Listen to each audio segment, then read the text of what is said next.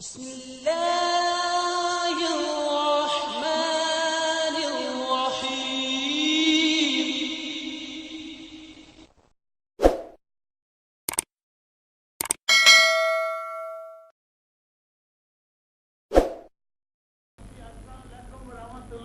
وعلیکم السلام ورحمۃ اللہ بھائی وبرکاتہ۔ صاحب گستاخی معاف، میرے فون میں کوئی خرابی تھی، اب کلیئر ہو گیا ہے۔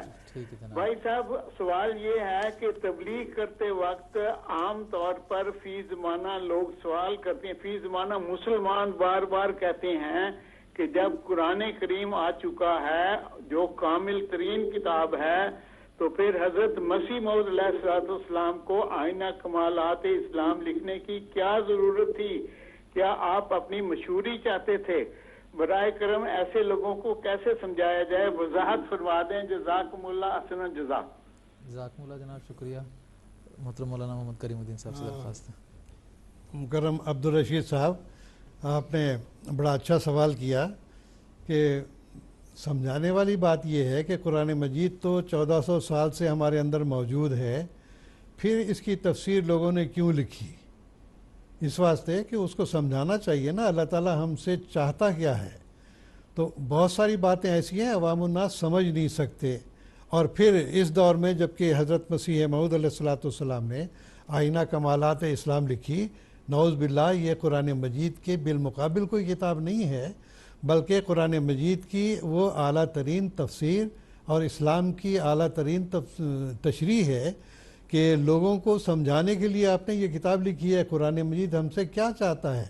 اور دیکھیے، یہ زمانہ جس زمانے میں حضرت مسیح موعود علیہ السلام کی بعثت عمل میں آئی، وہ ایسا زمانہ تھا جو تمام مذاہب اس وقت ایک اکھاڑے میں کھڑے تھے، تو گویا کہ یہ اسلام کا ایک اکیلا پہلوان تھا جس نے سارے مذاہب کو اسلام کی تعلیمات کے مطابق ان کو سمجھانے کی کوشش کی ہے کہ تمہاری تعلیمات میں اور ہماری تعلیمات میں اگر فرق ہے تو صرف زمانے کا فرق ہے، اور اعتقادات کے اعتبار سے زمانے کی تعلیمات جو اس زمانے کے لیے ضروری تھیں وہ دی گئی ہیں۔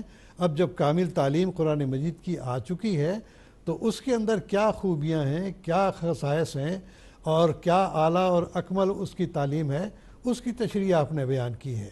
تو نعوذ باللہ من ذالک، کوئی مسلمان بھی یہ نہیں کہہ سکتا کہ آئینہ کمالات اسلام نعوذ باللہ قرآن مجید کے بالمقابل لکھی گئی ہے، یا یہ کہ اس کی ضرورت نہیں تھی۔ ضرورت تھی، اس واسطے کہ باوجود اس کے کہ مسلمان قرآن مجید پڑھتے تھے، اس کے حقائق سے ناواقف تھے، اور ان کو حقیقت سے واقف کرانا اور غیر مذاہب والوں کو بھی اسلام کی خوبیوں سے آگاہ کرنا، یہ حضرت مسیح موعود علیہ السلام کا اس زمانے میں مشن تھا اور آپ کا فرض تھا، اور یہی آپ کی بعثت کا مقصد تھا کہ اسلام کو تمام مذاہب پر آپ غالب کر کے دکھائیں۔ تو گویا کہ حضرت مسیح السلام نے جہاں پر ابتدا میں براہین احمدیہ لکھ کے تمام کو چیلنج دیا تھا، وہاں پر مزید اسلام کی خوبیوں کو اجاگر کرنے کے لیے آئینہ کمالات اسلام بھی لکھی، تاکہ مسلمان ان تعلیمات کو اپنا کر اپنے اندر فنا، بقا اور لقاء کا درجہ پیدا کر سکیں۔